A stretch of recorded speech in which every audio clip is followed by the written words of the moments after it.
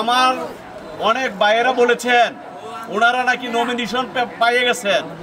তা আমার 4 ভাই বলছেন এই পর্যন্ত দাবি করছেন ওনারা নমিনেশন পেয়ে গেছেন। আমি কিন্তু ভাইয়েরা নমিনেশন পাই নাই, কিন্তু ওনারা গ্রিন কার্ড পাইছেন। কিন্তু আমাকে গ্রিন কার্ড নবীনগরের জনগণ দিয়েছে। গ্রিন কার্ড নিয়ে ঘুরতেছি, দাঁড়ে দাঁড়ে যাচ্ছি।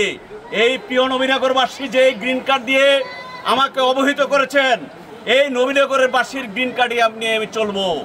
আর জাতীয় পর্যায়ে আমি একটা কথাই বলতে চাই, যে 31 দফার কথা বলা হয়েছে, সেই 31 দফাতে আমাদের শিক্ষা, আমাদের স্বাস্থ্য, আমাদের কৃষি খাতের প্রভুত্বপূর্ণ উন্নয়নের কথা বলা হয়েছে। আধুনিক নবীনগর গড়ে তোলার জন্য 31 দফা বাস্তবায়ন জরুরি। আমি চাই আপনাদের দোয়া ও সমর্থন নিয়ে 31 দফাকে বাস্তবায়ন করতে। আমি আগামী জাতীয় সংসদ নির্বাচনে ব্রাহ্মণবাড়িয়া 5 নবীনগর আসন থেকে একজন বাংলাদেশ জাতীয়তাবাদী দলের প্রার্থী। আপনারা সবার কাছে আমি দোয়া চাই, আপনারা সবাই আমার জন্য দোয়া করবেন। আরেকটা জিনিস দেখেন, একটা দল উঠে পড়ে লেগেছে পিআর পদ্ধতি। পিআর পদ্ধতি কি আমরাও জানি না। পিআর কি, পিদা কি পাগল নাকি আড্ডা কি আমি জানি না। এই দেশের মানুষ যা জানে না তা কেন হবে? আর আগে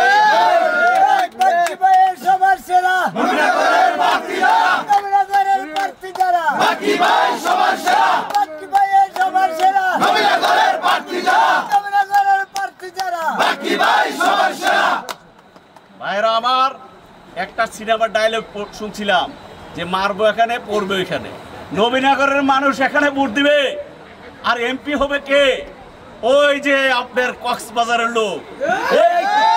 নবীনগরের মানুষ ভোট দিবে, এমপি হবে নোয়াখালীর লোক। নবীনগরের মানুষ ভোট দিবে, এমপি হবে রাজশাহীর লোক। আরে পাগলের প্রলাপ ছাড়া তো আর কিছু হইতে পারে না। এই ভাই বিদ্যাকোটের থেকে আমি এই দলকে সতর্ক করে দিতে চাই যে আপনারা এই ধরনের খারাপ ভাষা ব্যবহার করবেন না। যাহা জনগণ জানে না সে খারাপ কথা বলবেন না। এটা একটা পচা কথা, যে পচাটা কথা পাবলিক খায় না।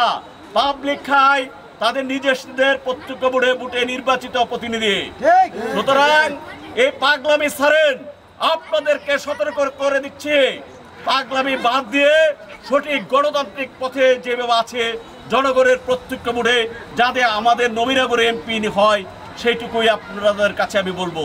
আপনাদের কাছে আমার আহ্বান, আগামী জাতীয় সংসদ নির্বাচনে আপনাদের যদি এতই জনপ্রিয়তা থাকে, নির্বাচনে স্বতঃস্ফূর্তভাবে অংশগ্রহণ করুন।